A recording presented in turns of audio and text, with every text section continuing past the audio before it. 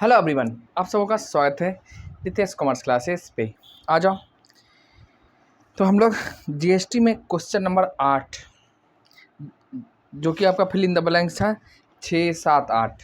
ठीक है, तो हमने ऑलरेडी कर लिया है और आज लास्ट करेंगे जीएसटी का, गुड्स एंड सर्विस टैक्स का, यानी चैप्टर हमारा आज हो जाएगा ख़त्म। ठीक है, तो देखो जीएसटी में आपको क्वेश्चन नंबर टोटल है हमारा 10, तो हमने पूरा कर लिया है।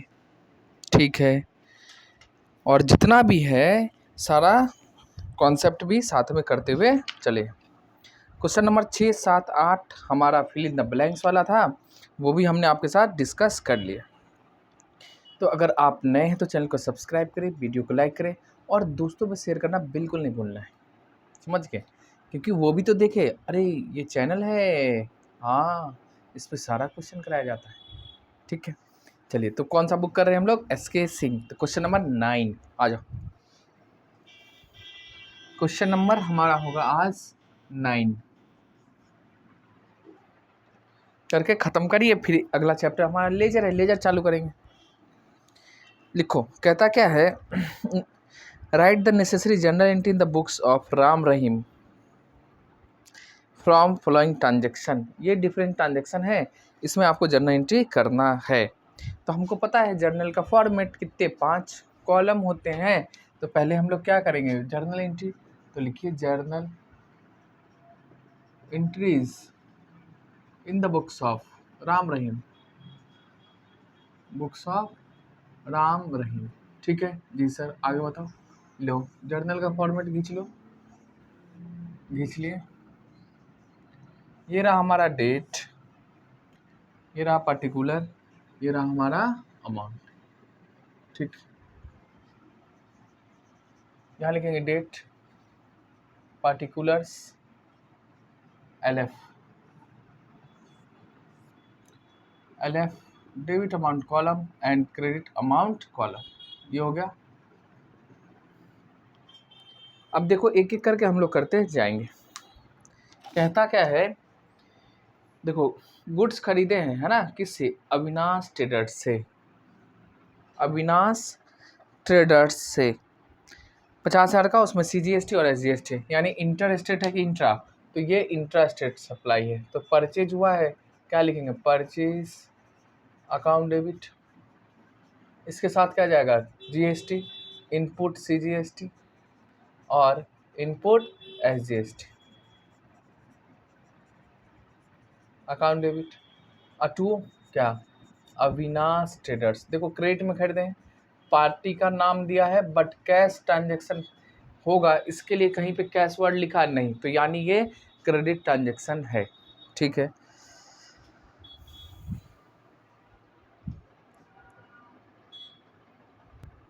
ना? चलो तो क्रेडिट ट्रांजैक्शन। अब देखो परचेज कितना का हुआ है? परचेज हुआ 50,000 का, तो आप लिखिएगा परचेज में 50,000 और जीएसटी का पैसा देखो कितना है, 6% है। तो 50,000 का 6% कितना हो जाएगा? 3,000 और ये भी 3,000, तो टोटल कितना? 56,000। यानी अविनाश को कितना पैसा देना हमको? 56,000। क्या लिखेंगे? Being goods purchase.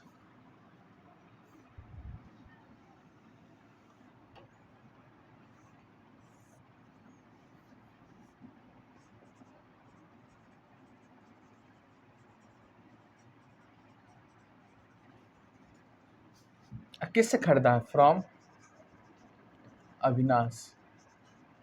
हो गया। इसके बाद लिखिए दूसरा। क्या कहता है? गुड्स बेचे हैं किसको? गोपाल सोनी को। कितना? 1,00,000 में, और जीएसटी है इस पर 6%, तो यानी सीजीएसटी और एसजीएसटी है। तो यहाँ पे सेल हुआ है, किसको बेचे? गोपाल सोनी, यानी उधार है, तो गोपाल सोनी का नाम लिखना होगा। असेट्स है हमारे लिए, डेटर है तो डेबिट करेंगे, अकाउंट डेबिट बढ़ा है, इससे पैसा लेना है। ठीक है, अब भाई किस चीज़ का लोगे? यानी हमने सेल किया है, तो सेल यानी इनकम जनरेट हुआ, तो सेल अकाउंट को क्रेडिट कर देंगे। इसके साथ आपको जीएसटी का पैसा लेना है, तो ये आपके लिए लायबिलिटी है, यानी ये आपका पैसा नहीं है, तो आउटपुट के नाम से लिखते हैं, और आउटपुट एसजीएसटी। बस देखो सेल कितने का किए हो, 1 लाख का सर सेल है, तो सेल में दिखाएंगे 1 लाख और 6% है, 6%, तो 6,000 CGST और 6,000 SGST कलेक्ट करना है। टोटल कितना लेना है इसे, 1,12,000 हो गया। नरेशन लिखिए क्या, बीइंग सोल्ड गुड्स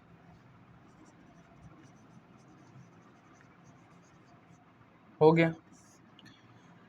दूसरा खत्म। तीसरा देखो क्या करता है। तीसरा कहता है गोपाल सोनी एंड सन्स था, तो हमने गोपाल सोनी को लिख दिया, एंड सन्स इसमें ऐड कर लीजिए, है ना, Soni and sons account debit, कोई बात नहीं। अब देखो इसके ना हम क्या किया था, सामान बेचे थे हमने और उसने हमको वापस कर दिया कितने का, 20,000 का। कितने का, 20,000 का वापस कर रहा था। सोचो क्या होगा। देखो बिका कितने का था, 1 लाख। इनकम कितना जनरेट किए थे, 1 लाख, बट उसने 20,000 का माल वापस कर दिया किसी भी कारण से, एनी रीजन्स। ठीक है, तो क्या हमारा सेल 1 लाख हुआ, नहीं, कितना होगा, 80,000। तो जब हमने बेचा ही नहीं 1 लाख का, तो हमारा GST भी इतने का नहीं होगा, यानी 80,000 का ही होना चाहिए। यानी एक तरफ हमारा इनकम भी कम रहा है, दूसरा ये दोनों लायबिलिटी भी कमाना पड़ेगा। तो इसको क्या करना है, क्रेडिट है तो डेबिट कर दो, और क्या है, लायबिलिटी कम जाए आ जाएगी। तो क्या करना सुनिए, आउटपुट CGST है ना, तो आउटपुट CGST डेबिट में लिखेंगे, लेकिन इससे पहले आपको क्या लिखना है, सेल्स रिटर्न। अब सुनो, इनकम हमारा कम रहा है, तीसरा, तो जब बढ़ा तो क्रेडिट था, अब कमेगा क्या करोगे, डेबिट, किस नाम से, सेल्स रिटर्न अकाउंट डेबिट। और इसलिए कहीं कहीं देखिएगा आगे आपको रिटर्न डेबिट लिखेगा, यानी वो सेल्स रिटर्न। और ये भी कम रहा है हमारा, तो आउटपुट CGST अकाउंट डेबिट। और आउटपुट क्योंकि बिका ही नहीं तो हम लायबिलिटी अब कैसे मान ले, इसको कम करना पड़ेगा ना भाई, कम करना पड़ेगा। अब देखो 20,000 का माल वापस हुआ, इस पर 6% है, यानी 1,200 और 1,200, तो 12 कितना, 24। अब देखो किसने वापस किया, गोपाल एंड सोनी, यानी गोपाल सोनी एंड सन्स, यानी अब इनसे कितना हमको पैसा लेना होगा, तो रिटर्न का माइनस कर दोगे और क्या। तो देखिए तो कितना हो जाएगा, 12 दूनी 24 और 20, तो 22,400। बस, बीइंग गुड्स रिटर्न फ्रॉम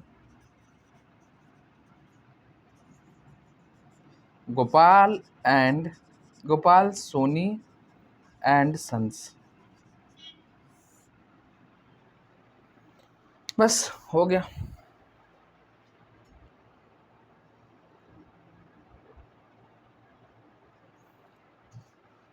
करिए क्वेश्चन, नरेशन दिख रहा है, दिख रहा है। चल अब इसके बाद क्वेश्चन नंबर 3, क्वेश्चन नंबर 4 पे आ जाओ। 4 क्या कहता है वो देखो, कहता है रिटर्न किए हैं किसको, हमने अविनाश को, किस चीज़ का, यानी परचेज, अविनाश को माल वापस किया कितने का, 10,000। देखो अविनाश से हम क्या किए थे यहाँ पे, परचेज, अविनाश ट्रेडर से परचेज था, तो ये इसको हम रिटर्न कर रहे, तो हमारे लिए क्या होगा, परचेज रिटर्न है। तो बताओ हमने खरीदा था कितने का, 50,000 का। इनपुट कितने पे बुक किए थे आप, 50,000 पे। जब रिटर्न कर दिए तो परचेज हुआ उतना, नहीं तो कम गया है, तो आपको परचेज को भी कमाना पड़ेगा, प्लस में इनपुट को भी कमाना पड़ेगा। देखो अब कितने का रिटर्न हम कर रहे हैं, 10,000 का, तो परचेज डेबिट था, ठीक है। अब परचेज रिटर्न हो गया, यानी सामान जा रहा हमारे पास से, तो क्या लिखेंगे, परचेज रिटर्न अकाउंट। अब बताओ कितना का, सर जी 10,000, ठीक। और इस पे इनपुट तो हम बुक किए थे, अब इनपुट भी हमको कमाना होगा, तो क्या लिखोगे, input CGST account and to input SGST account. 10,000 का 6%, 600, यहाँ भी 600, ये क्रेडिट की बात है। अब रिटर्न किसको कर रहे हैं भाई, अविनाश ट्रेडर्स को। अब यानी इतना से हमारा लायबिलिटी अब कम जाएगा, तो क्या करेंगे इसको, डेबिट। जब बढ़ा था तो क्रेडिट, अब घटेगा तो डेबिट, तो कितना हो जाएगा, 11,200। बीइंग क्या, परचेज रिटर्न टू अविनाश।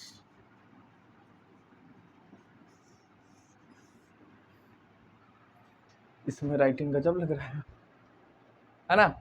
लिखिए, हो जाएगा, धीरे धीरे प्रैक्टिस कीजिए। अब 4 हो गया, 5 देखो, कहता है हमने ऑफिस पर्पस के लिए कंप्यूटर खरीदा और CGST एसजीएसटी 9%। कोई बात नहीं, आ जाओ। तो 5 कंप्यूटर खरीदे, कंप्यूटर हमारे लिए असेट्स है फर्म के लिए, तो कंप्यूटर अकाउंट का लिखेंगे डेबिट सर, और इसके साथ हमारा क्या आ जाएगा, इनपुट CGST अकाउंट डेबिट और इनपुट SGST अकाउंट डेबिट। ठीक, और खरीदे हैं और पेमेंट हुआ है कैसे, देखो कुछ नहीं कहा, यानी हमने कैश में खरीदा, तो यानी बैंक से समझो हमने पेड कर दिया है।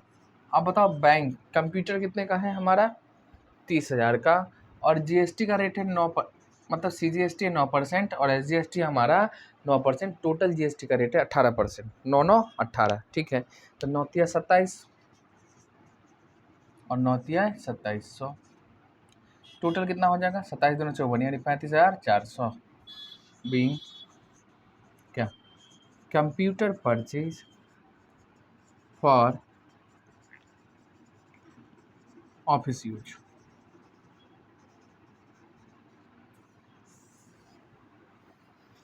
बताइए, कोई दिक्कत नहीं।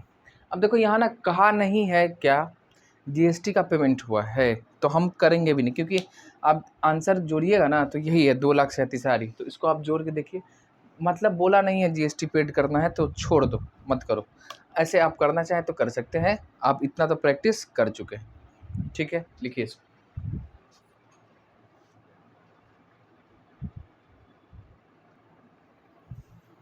अब करेंगे अगली बातें, यानी क्वेश्चन नंबर 10 में देखो क्या लिखता,